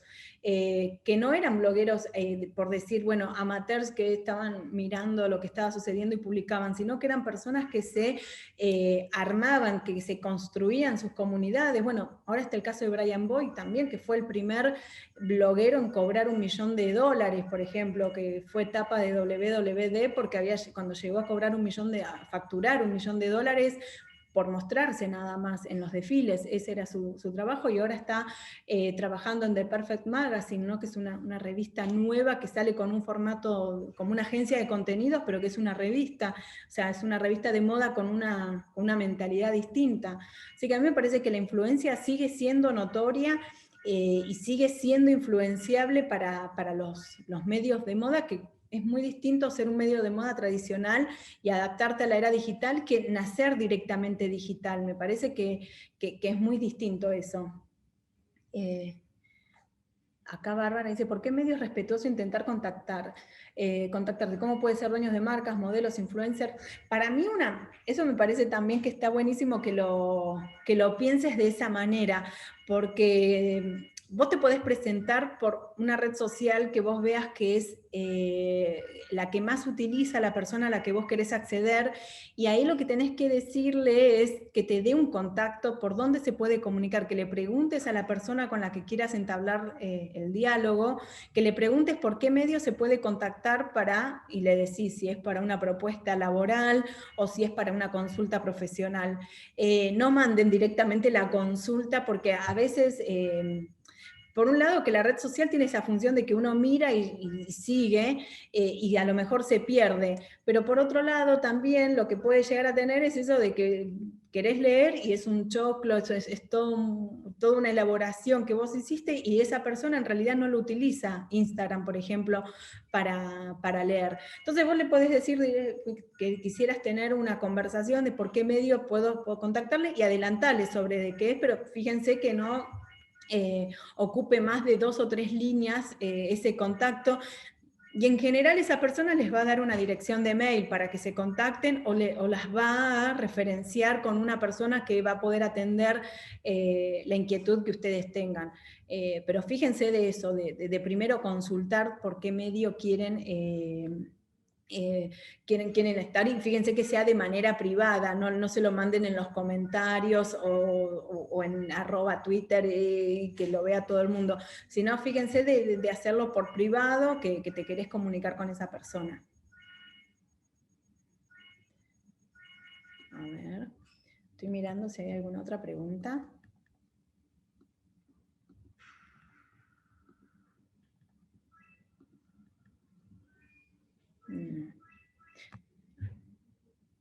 ¿Alguien tiene alguna otra pregunta? ¿Alguien quiere comentar algún tema de ustedes? O sea, que tengan su medio, o que tengan su espacio, o que utilicen las redes sociales de manera profesional. O sea, ¿hay algún comentario relacionado a ustedes?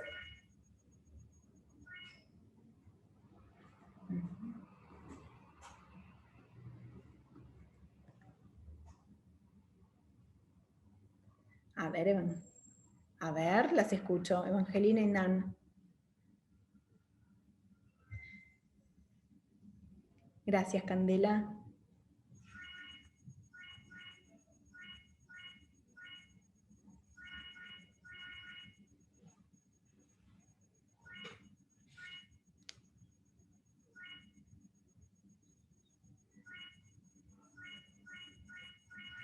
Sí, Evangelina dice que es locutora, que está estudiando periodismo de moda.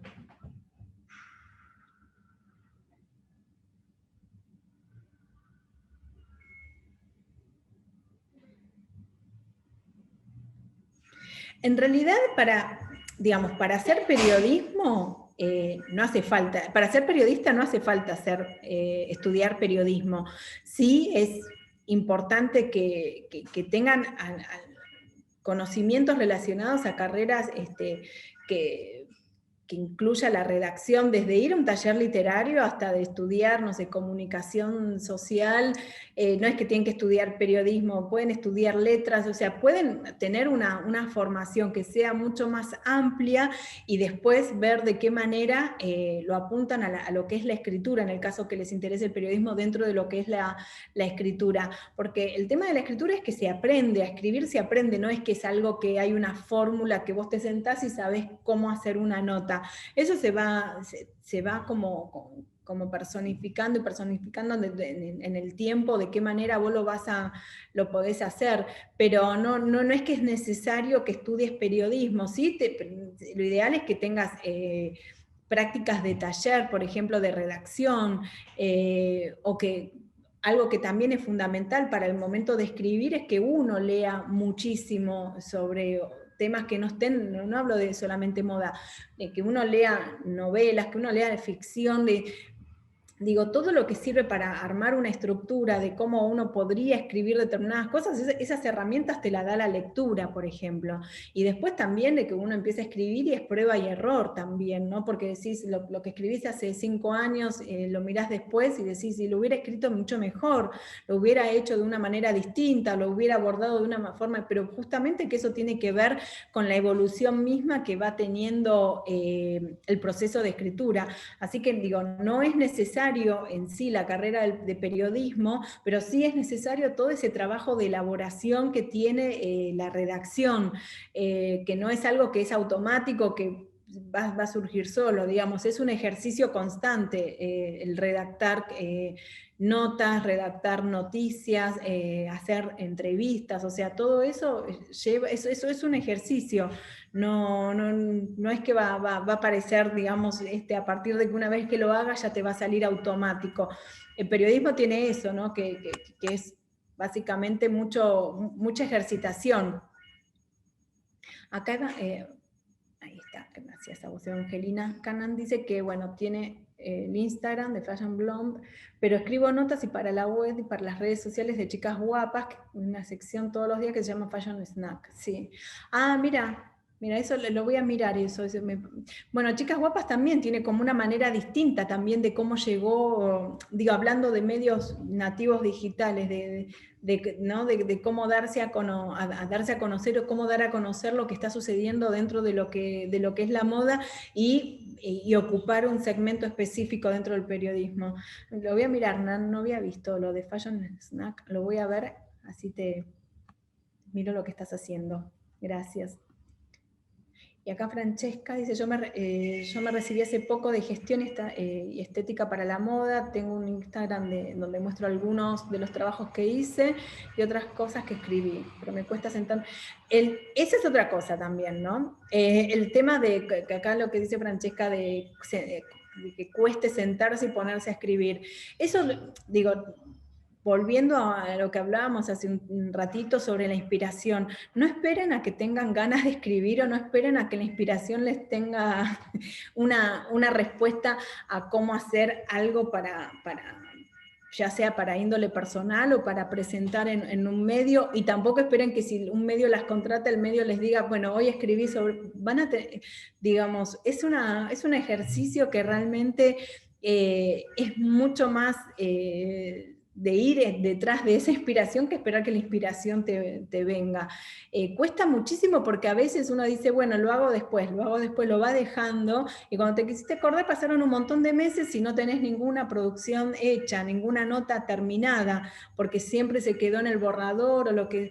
Hay algo que yo les recomiendo que a mí me sirve constantemente, que no los tengo cerca, pero yo tengo como 5 o 6 cuadernos que voy utilizando durante el año.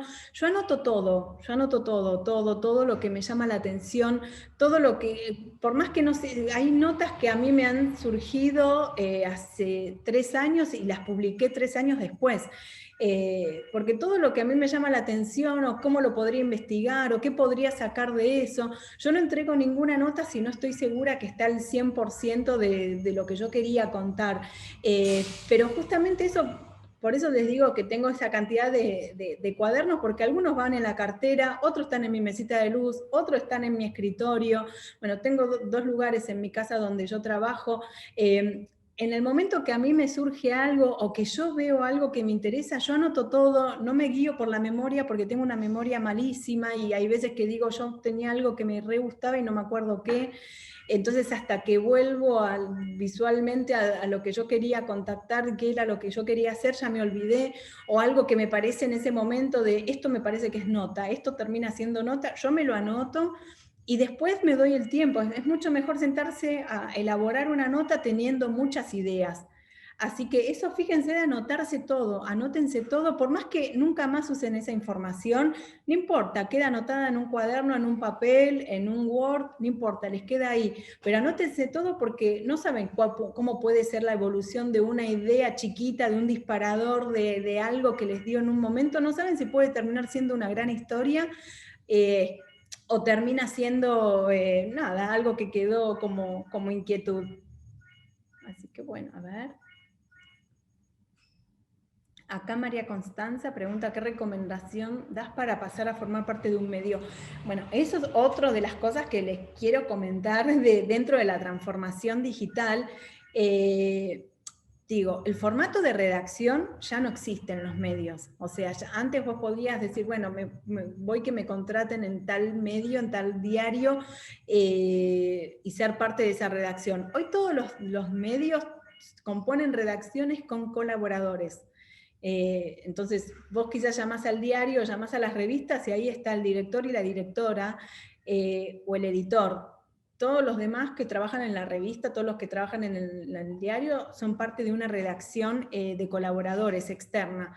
Así que tomen en cuenta eso, que está la figura del freelance, del colaborador, del periodista desde una formación más independiente hacia el medio. Por eso fíjense que la mayoría de los periodistas trabajan en muchos medios, no trabajan en uno solo, porque ninguno estamos en una redacción, trabajamos como externos y vas al diario o a la revista a tener reuniones que pueden ser de sumario, de contenidos, así que eso tómenlo en cuenta al momento de pensar su trabajo en un medio de comunicación, y para formar parte tomen en cuenta esto, de ver de a quién se pueden acercar con quién quizás pueden entablar un vínculo desde redes sociales, pienso, digo, que es lo más cotidiano que uno tiene, y preguntar, o sea, me gustaría escribir esto, ¿de dónde te puedo contactar? O inviten a alguien a decir, bueno, te invito a tomar un café porque me gustaría, o dónde te puedo mandar mi trabajo. Eso, digamos, es un paso como para empezar a formar parte de un medio. Después también ustedes, hay mucho trabajo desde lo personal, de mirar cuáles son las necesidades que a lo mejor tiene un medio. Esto lo dirijo más a esta parte, de no pensar cómo yo puedo cambiar el medio, sino lo que vos ves que el medio estaría necesitando y que vos te das cuenta que le falta eso. Por ejemplo, si ustedes buscan una revista de moda, no vayan a decirle cómo hacer las publinotas, porque eso ya lo tiene resuelto la revista de moda, por ejemplo. Pero sí pueden fijarse de que viene la semana de la moda, por ejemplo, y que necesitan tener reporteros para redes sociales, fotógrafos o redacción de noticias, y a lo mejor eso quizás es digamos, puede ser una necesidad de ese momento para la revista, y también va a decir mucho de ustedes cómo hagan su trabajo para que la revista los siga considerando. Unas cosas fundamentales, por ejemplo, el cumplimiento de los tiempos, ¿no? De las fechas de entrega. Si una revista te dice que tu fecha de entrega es el 5 y vos le entregás la nota el 15, lo más probable es que no te llamen más, porque una revista tiene fechas fijas, por ejemplo, para entrar a imprenta, para hacer un cierre. Entonces, si están teniendo un problema con la nota, no esperen a último momento a decir no la tengo lista. Entonces, son cosas como para tomar en cuenta, ¿no? De ver de qué manera lo pueden implementar, digamos, desde la responsabilidad entonces de cumplir fechas, desde saber cómo presentarse y también de cómo defender su trabajo. Eso fíjense que digamos que les va a servir mucho. Ay, recién había levantado la mano a alguien y no la veo. No me parece más. Bueno, alguien estaba queriendo...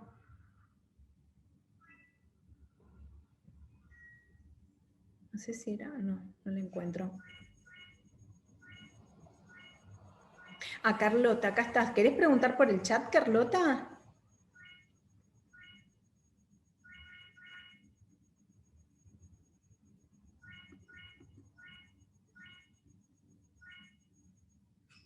No, bueno. Acá Evangelina, perdón, me pregunto, no, está bien, Evangelina. Si recomiendo escribir o tener una página en vez de una plataforma de beneficios, tiene que ser una plataforma.com. Eso me parece como que cada cual puede tomar en cuenta, digamos, si vos estás comenzando y de repente vos sentís que desde un Instagram podés ofrecer lo mismo que en una plataforma.com, me parece como que es interesante que lo hagas.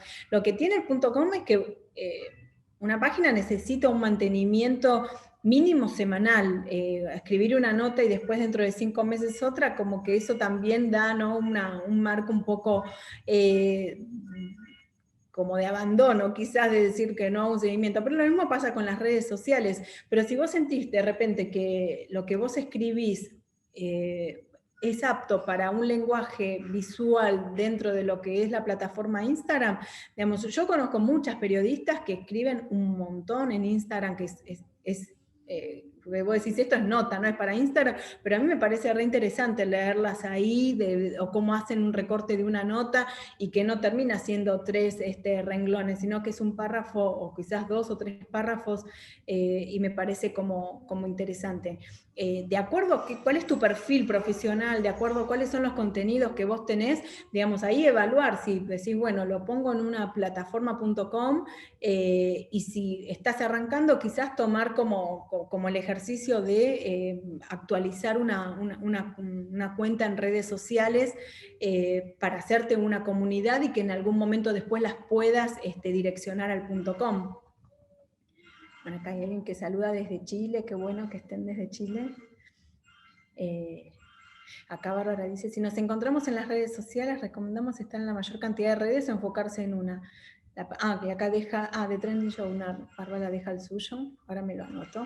En realidad depende de lo que vos quieras contar.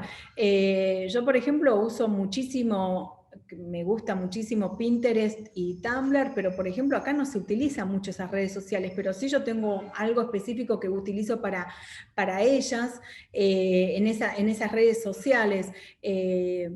lo ideal es, si vos tenés contenido para nutrir tus redes sociales, tenés todas las redes sociales que quieras, pero también entendiendo que lo mismo que publicás en Instagram no va a Twitter, no va a Facebook, porque si escribís en las tres lo mismo es como...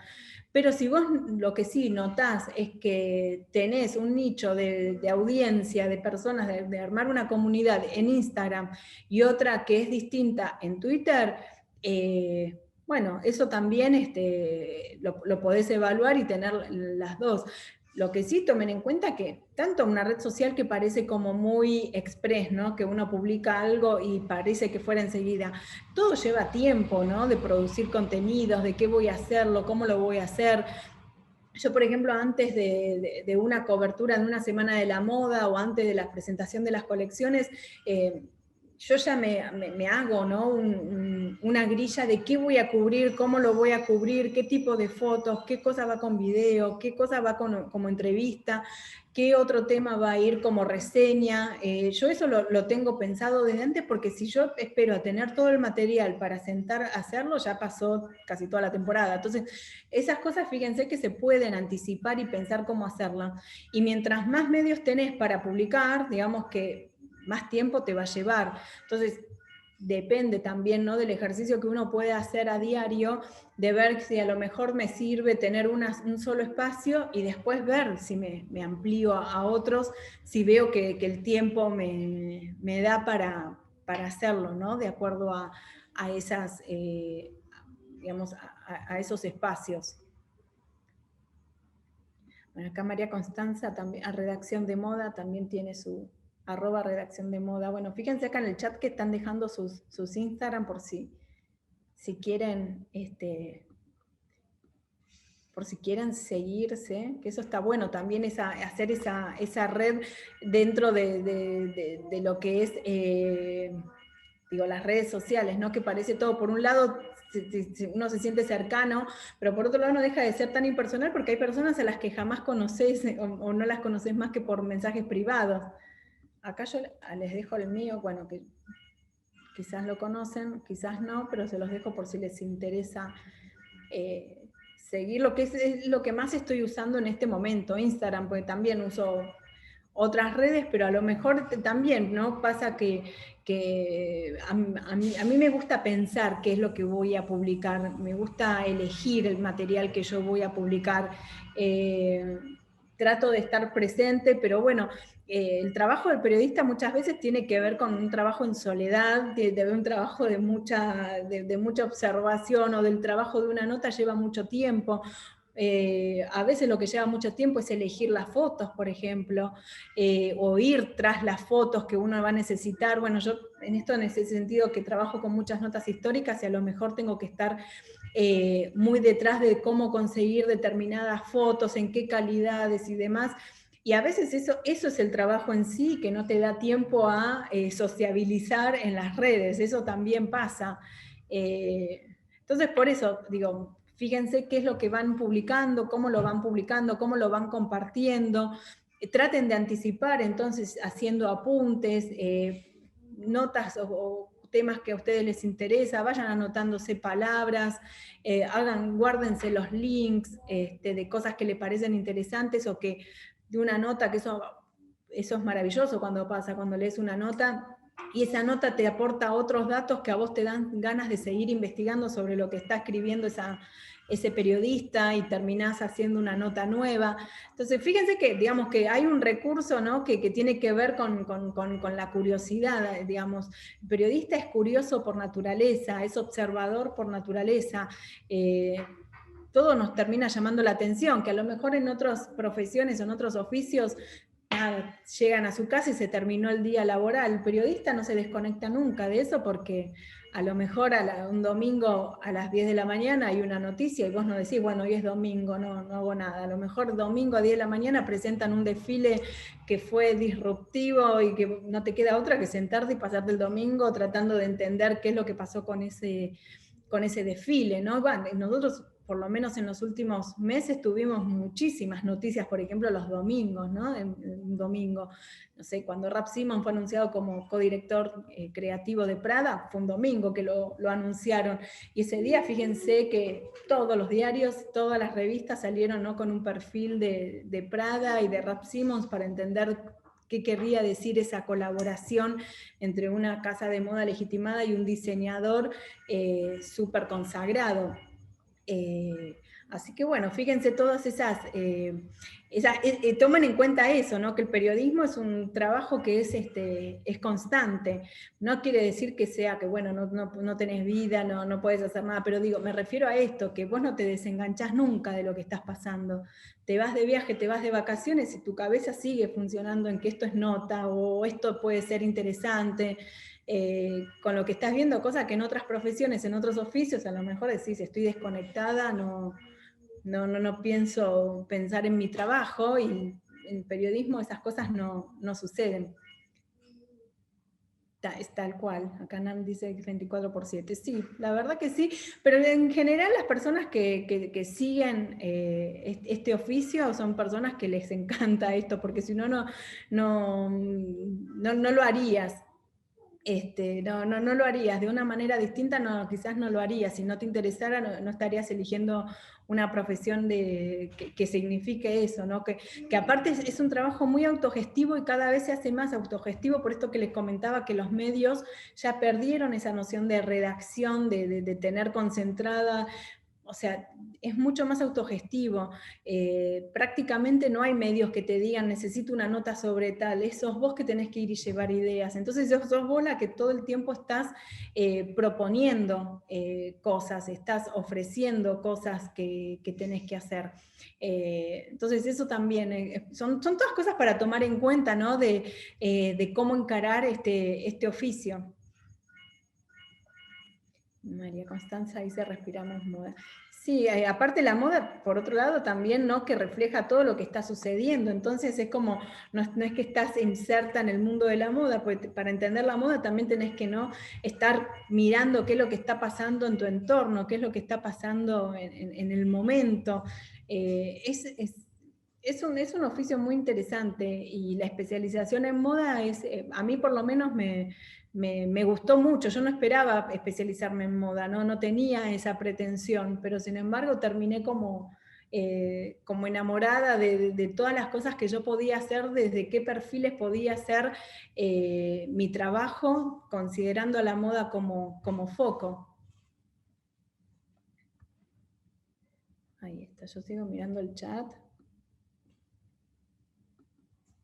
Mientras tanto, por si aparece alguna otra pregunta, les recuerdo que el jueves vamos a hacer una segunda charla, entonces, en este mismo horario, a las 10 de la mañana, que va a estar más relacionado a las coberturas y a la elección de temas, de cómo elegir contenidos, que también, bueno, hoy voy a ofrecer más imágenes bueno, ya que tuve la posibilidad de cubrir casi todas las semanas de la moda, y mostrarles, ¿no?, desde qué punto uno puede acceder a los desfiles, y también sacar un poco esa idea más romántica que a lo mejor uno tiene de cuando mira una semana de la moda, cree que todo pasa por la primera fila, y en realidad la semana de la moda es todo lo que pasa en la ciudad durante 7 días, ¿no? Eso es lo que a mí me gusta más de la posibilidad de ir de viaje, de cómo se dispone la ciudad para recibir el anuncio de las colecciones, que es como un acontecimiento que,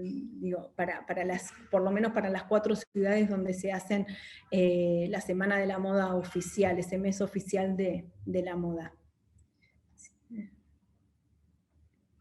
Sí, acá Nam dice lo del street style, ese es otro fenómeno, eso también me parece súper interesante como tema para analizar, ¿no?, de lo que fue el street style, sobre todo en la década pasada, todo lo que significó en los cambios y cómo influyó en el cambio de la vestimenta, ¿no?, que antes mirabas una revista o una celebridad para ver cómo estaba vestida, y después pasó a ser personas anónimas que tenían un estilo increíble y que las seguías a ellas porque decían, mira cómo y así nace también después el rol de influencer, ¿no? Tal cual. Sí, las pasarelas, las tendencias llevadas a la calle, eso Bueno, como para ver, ¿no?, que la moda pasa por todos lados, no solo en una pasarela, ¿no?, que está, que es atravesada por todo. Así que bueno. Bueno, les agradezco que se hayan conectado, espero que les haya interesado, que les haya servido lo que les estuve contando. A mí me parecía como un espacio súper lindo para contar, por un lado, porque a mí Blog de Moda es un trabajo que me encanta. Por otro lado, también me gustaba hacerlo que fuera desde la Universidad de Palermo, porque también eso me parece muy importante, que fue un apoyo desde el primer momento, ¿no?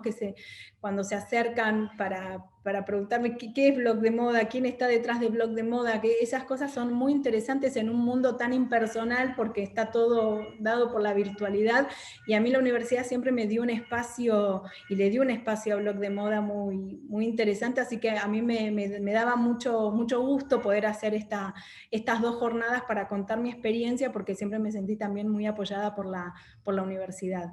Así que bueno, les agradezco muchísimo que se hayan conectado y seguimos en contacto. Los que quieran venir el jueves están invitados, y si no, bueno, seguiremos por el mundo virtual o ya nos encontraremos de manera presencial. Así que bueno, muchas gracias. No, gracias a ustedes por estar ahí.